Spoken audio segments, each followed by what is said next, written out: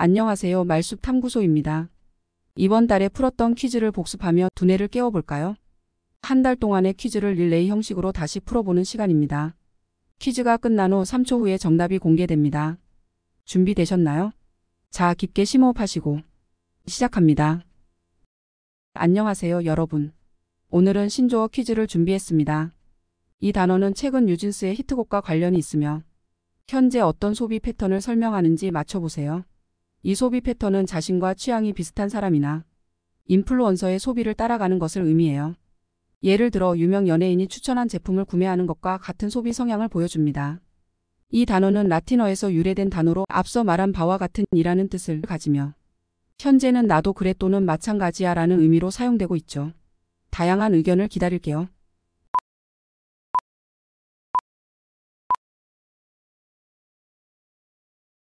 사자성어에 관한 것입니다. 이 표현은 불교의 전설에서 유래되었으며 마음에서 마음으로 전해진다는 의미를 가지고 있어요.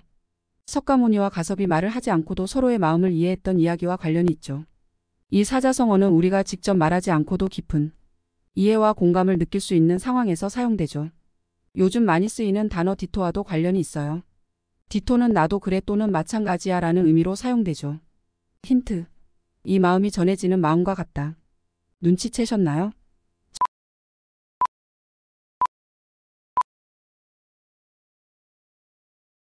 세종대왕께서 한글을 창제한 배경에는 깊은 의미가 있었어요. 그 이유 중 하나는 바로 백성을 사랑하는 마음인데요. 이 마음을 한자로 표현한 단어가 있는데 이 단어는 무엇일까요? 힌트. 이 단어는 네 글자로 이루어진 개념을 뜻하며 사자성어는 아니지만 지도자나 통치자가 백성들의 삶을 깊이 이해하고 그들의 어려움을 덜어주기 위해 노력하는 것을 의미해요. 특히 세종대왕은 이 개념의 대표적인 상징이에요. 세종대왕은 백성들이 문자를 몰라 억울한 일을 겪거나 자신들의 생각을 제대로 표현하지 못하는 것을 매우 안타깝게 여겨 훈민정음이 탄생하게 되었습니다. 이 개념은 그의 정치와 업적의 기초가 되었고 모든 정책에 큰 영향을 미쳤습니다. 여러분이 생각하는 정답은 무엇일까요?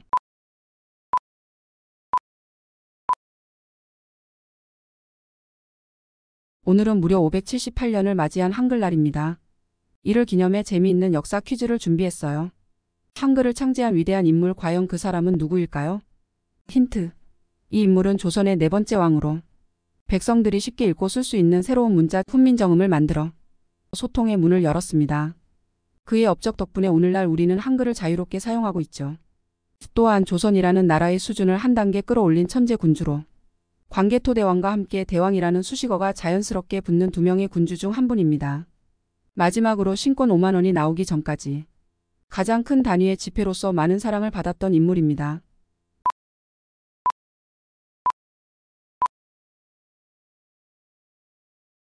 혹시 외교 비용을 나타내는 단어가 뭘까요? 아닙니다. 오늘 이야기할 단어는 그게 아니에요. 우리 회사에서 다들 궁금해하는 중요한 문서, 외부에 절대 공개되면 안 되는 그 문서들. 혹시 본 적 있나요? 이 문서는 한번 유출되면 아주 큰일 날 수 있는 것들이죠. 예를 들어 국가안보와 관련된 자료나 새로운 기술을 담은 문서들이 이에 해당되는데요. 최근엔 이 문서들이 전자 시스템에서 철저하게 관리되면서 보안이 더욱 강화되었답니다. 사소한 오해나 잘못된 유출로도 엄청난 피해를 가져올 수 있어요. 그래서 이 문서들은 철저히 법적으로 보호돼야 하죠. 이런 문서들은 보통 여러 등급으로 나뉘어 관리돼요. 가장 높은 등급부터 1급 비밀, 2급 비밀, 3급 비밀 등으로 구분되죠. 각 등급에 따라 접근할 수 있는 사람도 달라지고 보관 방법도 달라진답니다. 여러분도 회사에서 이런 비밀 문서를 다뤄본 적 있나요? 이 단어는 외부에 절대 공유하면 안 되는 정보를 뜻해요. 여러분은 이 단어가 뭔지 알고 계신가요?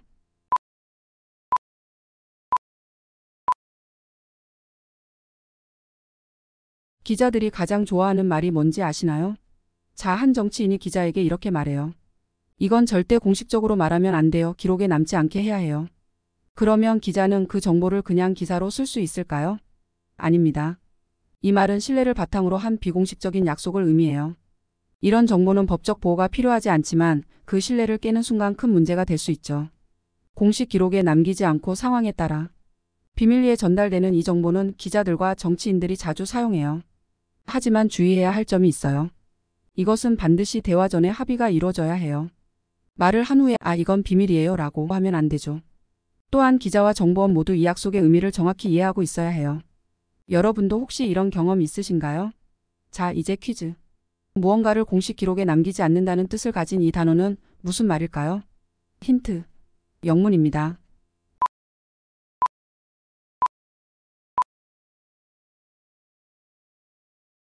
여러분, 누군가가 먼저 시작하면 괜히 나도 따라가고 싶은 충동이 생길 때가 있죠. 옛날부터 사람들은 이런 현상을 아주 잘 알고 있었어요. 그래서 이런 속담도 생겼죠. 친구 따라 땡땡 간다. 여기서 땡땡은 어디일까요? 힌트를 드리자면 지금은 서울의 부유한 동네로도 유명하지만 원래는 중국의 한 지역을 가리켰다고 해요. 예전에는 이곳으로 이사 가는 게 아주 큰 결심이었다죠. 친구가 간다고 해서 무작정 따라가는 게 얼마나 큰 결심이었을까요? 지금처럼 차로 갈 수 있는 것도 아니고 먼 길을 떠나야 했을 텐데요. 그래서 이 속담이 경고하는 건 내 결정을 신중하게 하자라는 교훈도 담겨 있답니다. 그러니까 친구가 간다고 해서 나도 고민 없이 따라가는 것. 이 속담에서 말하는 이 지역은 어디일까요?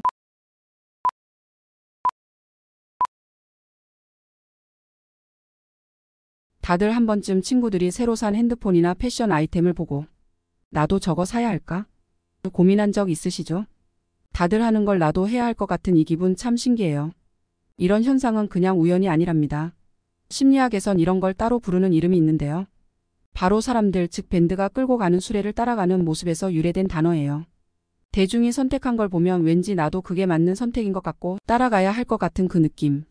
쉽게 말해서 유행에 뒤처지기 싫어 나도 함께 무리 속에 섞이게 되는 이 심리적 효과는 무엇일까요? 혹시 나도 모르게 유행에 따라가고 있지는 않은지 함께 생각해보는 시간이 되었으면 좋겠어요.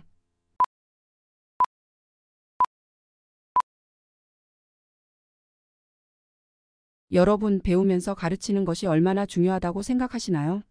오늘의 퀴즈는 바로 이 개념에 대한 것입니다. 가르치는 과정에서 배우는 경험, 이 사자성어로 표현할 수 있죠. 뭔지 아시겠나요? 이 사자성어는 서로 도와가며 학문을 발전시킨다는 뜻을 가지고 있어요. 가르치는 사람도 배우는 사람도 서로 배움을 통해 성장하게 되는 과정이죠. 학문뿐 아니라 인생의 다양한 경험 속에서 적용할 수 있는 개념이랍니다. 공자와 맹자의 가르침에서도 이 사상이 엿보이는데요. 누군가를 가르치는 것이 그저 일방적인 지식 전달이 아니라는 걸 보여주죠. 이 사자성어는 학문을 교류하며 서로 향상된다는 뜻을 담고 있습니다. 학문을 함께 배우고 가르치면서 성장하는 과정을 뜻하는 이 사자성어는 무엇일까요?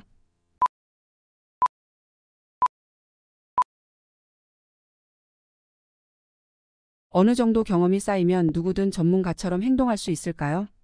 오늘의 퀴즈는 한 속담에서 힌트를 얻었어요. 오랫동안 보고 듣다 보면 자연스레 이것을 할 수 있다는 말입니다. 이 속담은 배우지 않고도 오랫동안 경험한 것만으로도 능숙해진다는 뜻을 담고 있어요. 서당이라는 옛 교육기관에서 그저 따라다니기만 했는데도 시간이 흐르자 사람처럼 능숙해졌다는 우스갯소리에서 유래했죠. 여기서 말하는 이것은 주로 시나 노래에서 자연과 인생을 노래하는 것을 뜻해요. 정식으로 배우지 않았지만 오래 듣고 보고 경험하면서 익혀진 능력이라 할 수 있죠. 자연스럽게 시를 짓거나 운율에 맞춰 읊을 수 있게 된다는 의미입니다. 오랜 경험을 통해 쌓인 지혜라고도 할 수 있어요. 배우지 않고도 오랜 경험을 통해 시를 읊게 되었다는 이 속담 무엇일까요?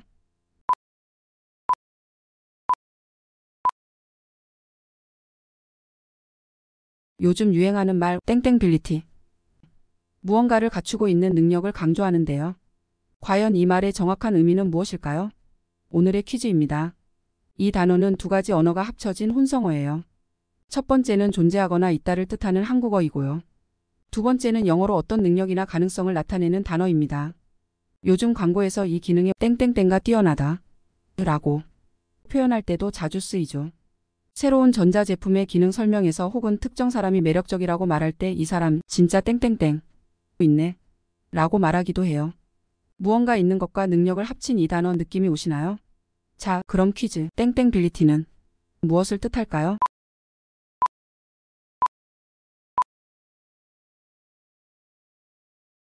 여러분, 겉으로는 부드럽고 친절해 보이는데 속은 정말 단단한 사람을 뭐라고 할까요?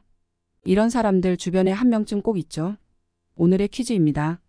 이 사자성어는 겉모습과 내면이 다를 때 사용하는 표현이에요. 예를 들면 평소에는 웃고 친절하게 대하지만 중요한 순간에는 강한 결단력을 보여주는 상사나 선배를 생각해 보세요. 혹은 조용하고 차분해 보이는 친구가 어려운 상황에서는 누구보다 의지가 강한 모습으로 주변 사람들을 돕기도 하죠. 이 말은 겉으로는 유순해 보이지만 내면에는 강한 힘과 의지를 가지고 있는 사람에게 자주 쓰여요. 영화나 드라마에서도 주인공이 평소에는 조용히 지내다가 중요한 순간에 리더십을 발휘할 때 딱 어울리는 표현이죠. 겉은 온화한데 속은 철벽 같은 사람이랄까요? 자, 그럼 퀴즈. 겉으로는 부드럽지만 속은 강한 사람을 가리키는 이 사자성어는 무엇일까요?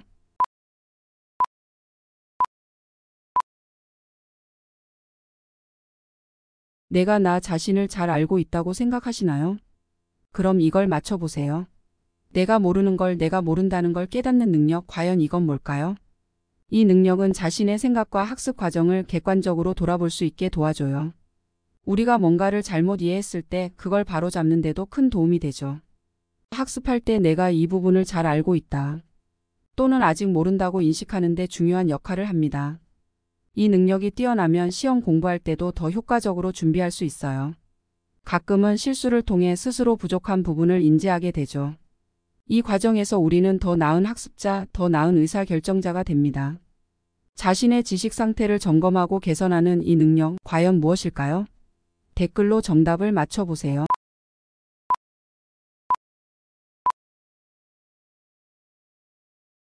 완전히 몰입해서 시간 가는 줄도 모르고 어떤 일을 해본 적 있나요? 모든 것과 하나가 된 느낌, 이건 무엇일까요?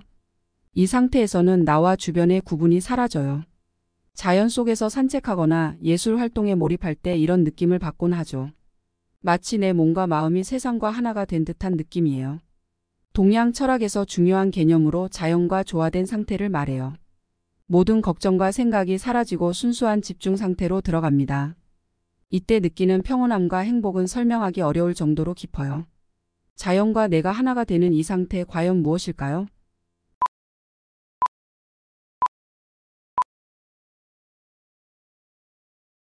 총 몇 문제를 맞추셨나요? 제 영상을 잘 따라오신 분이라면 모두 정답을 맞추셨을 거라 믿습니다. 이번 달도 수고 많으셨고 남은 주말도 알차게 보내시길 바랍니다. 다음 달에 또 만나요.